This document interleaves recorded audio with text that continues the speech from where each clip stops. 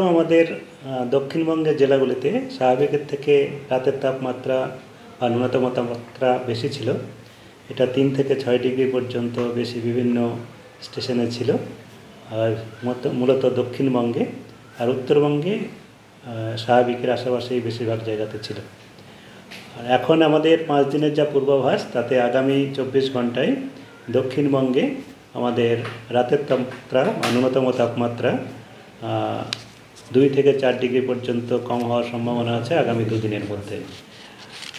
আর উত্তরবঙ্গে খুব বেশি তারতম্য হবে না, একই রকম থাকার সম্ভাবনা আছে।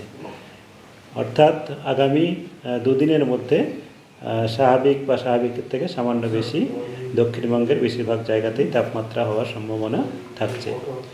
আর দক্ষিণবঙ্গে বা উত্তরবঙ্গেও আগামী 4-5 দিনের মধ্যে কোনো বৃষ্টিপাতের সম্ভাবনা নেই, শুষ্ক আবহাওয়াই থাকবে। উত্তরবঙ্গের কয়েকটা জেলায় আগামীকাল ঘন কুয়াশা হতে পারে, আর দক্ষিণবঙ্গের কয়েক জেলায় হালকা থেকে মাঝারি কুয়াশার সম্ভাবনা থাকছে। এর মধ্যে আমাদের দক্ষিণবঙ্গের জেলাগুলোর মধ্যে পূর্ব পশ্চিম মেদিনীপুর, উত্তর দক্ষিণ 24 পরগনা এই জেলাগুলিতে মূলত হওয়ার সম্ভাবনা থাকছে। আর কলকাতা তার পার্শ্ববর্তী অঞ্চলে আগামী 24 ঘন্টায় মূলত আংশিক মেঘলা আকাশ, রাত্রের দিকে তবে পরিষ্কার হওয়ার সম্ভাবনা থাকছে।